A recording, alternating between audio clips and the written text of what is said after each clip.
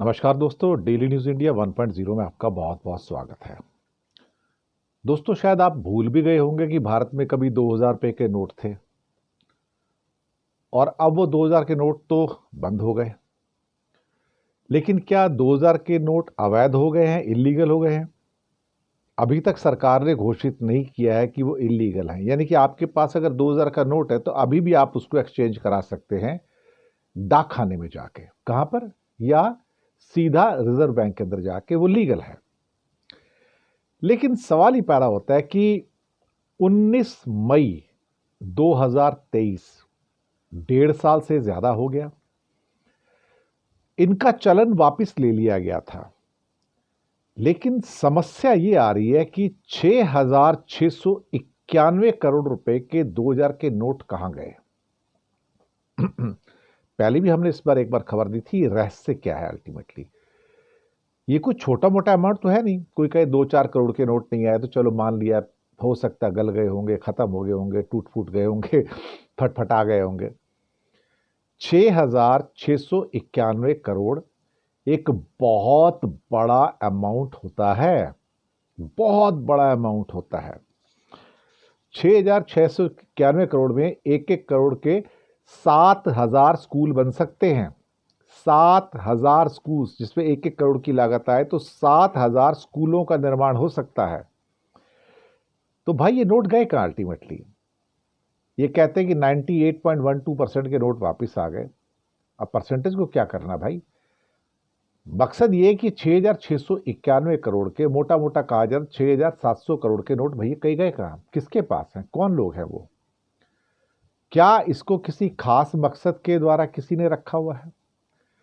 क्या इसको फिर कोई इलेक्शन आएगा और उसके अंदर आरबीआई के अंदर देकर उसको एनकैश करवा के फिर ये क्या कहते हैं कि बीजेपी के खाते में डाले जाएंगे?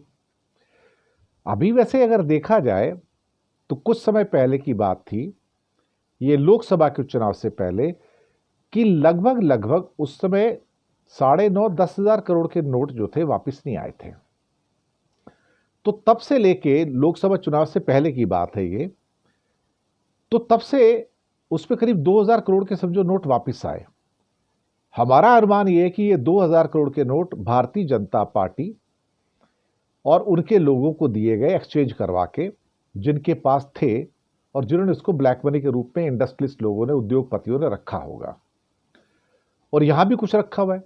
और जब जब अब इलेक्शन आते हैं, चूंकि इलेक्टोरल बॉन्ड्स अब रद्द हो चुके हैं, तो उनके रद्द होने के बाद इन नोटों को अवैध अभी तक घोषित नहीं किया गया है।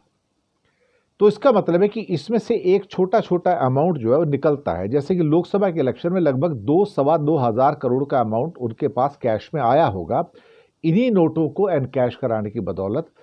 और अब धीरे धीरे हो सकता है कि इसमें कुछ छोटा पोर्शन अभी हरियाणा और महाराष्ट्र के इलेक्शन में भी यूज हुआ हो, अब दिल्ली के इलेक्शन से और बिहार के इलेक्शन से जुलाई अगस्त में।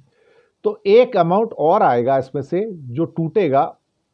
अदरवाइज अगर ये 6,700 करोड़ के नोट अभी भी नहीं आए हैं तो सरकार इसको इलीगल घोषित करके खत्म क्यों नहीं कर देती? सरकार ने इसको जिंदा क्यों रखा हुआ है? मैं रहस्य की बात कर रहा हूं कि सरकार ने अभी तक ये 6,700 करोड़ को जिंदा क्यों रखा हुआ है? जिंदा इसलिए रखा है कि उसका फायदा भाजपा को चुनाव में होता होगा और एक उसका पर्टिकुलर जो पार्ट है वो इलेक्शन फंडिंग के रूप में उसके पास आता होगा। अब कहने को तो नोट अभी भी जमा कर सकते हैं, कहने को ये नोट अभी भी जमा कर सकते हैं। आप डाक घर के जरिए 2,000 के नोट आरबीआई के किसी भी कार्यालय में भेज सकते हैं, ये लीगल है सिस्टम। तो आपको आरबीआई में जाने की जरूरत नहीं है। आप किसी भी डाकघर में जाइए, पोस्ट ऑफिस में जाइए और वहां पे जाके कहिए ये मेरे पास नोट है, मुझे इसको आरबीआई को भेजना है, तो वो उसको भेजेंगे लीगली वहां से। और आपके अकाउंट में वो पैसे जो हैं वो आ जाएंगे डाकघर के द्वारा, आपके उस पे अकाउंट के अंदर पैसे डाल दिए जाएंगे। अब आप खुद सोचिए कि ये सारे पैसे जो अलग करके रखे थे, करीब करीब 9,500-10,000 करोड़ के नोट, करीब करीब आप समझो 8-10 महीने पहले, लोकसभा चुनाव से पहले, इसमें से 2-2.5 करोड़ तो यूज हो गए ना। तो 6,700 करोड़ अब भी है, एग्जैक्टली 6,691 करोड़। तो ये नोट कहां पर हैं?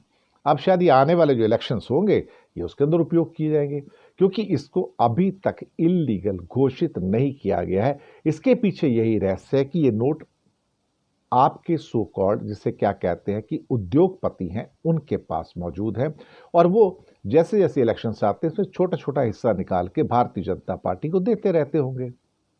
यही इसका मुझे लगता है कि रहस्य, और तो और कोई रहस्य नहीं है।